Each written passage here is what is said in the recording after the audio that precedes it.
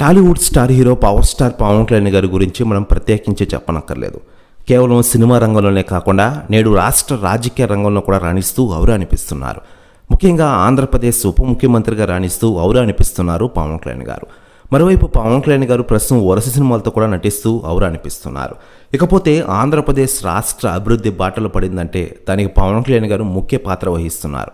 కేంద్ర ప్రభుత్వ పెద్దలతో సఖ్యతగా ఉంటూ ఆంధ్రప్రదేశ్కి రావాల్సిన నిధుల్ని ఆయన రప్పిస్తూ ఆంధ్రప్రదేశ్ అభివృద్ధికి దోహదపడుతున్నారని చెప్పుకోవచ్చు.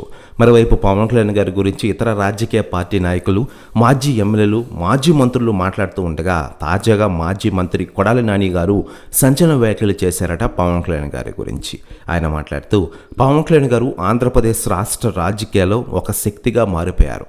ఆంధ్ర రాజకీయాలే కాదు, దేశవ్యాప్త రాజకీయాల్లో కూడా పవన్ కళ్యాణ్ గారి పేరు బాగా వినిపిస్తుందంటే పవన్ కళ్యాణ్ గారి క్రేజ్ గురించి మనం ప్రత్యేకంగా చెప్పనక్కర్లేదు.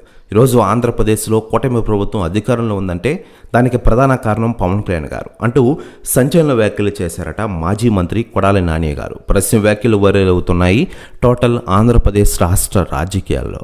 ఇక పవన్ కళ్యాణ్ గారి విషయానికి వస్తే ప్రస్తుతం హరిహర వీరమల్లు షూటింగ్తో ఫుల్ బిజీగా ఉండగా సినిమాలను రాజకీయాలను బ్యాలెన్స్ చేసుకుంటూ దూసుకెళ్తున్నారు పవన్ కళ్యాణ్ గారు.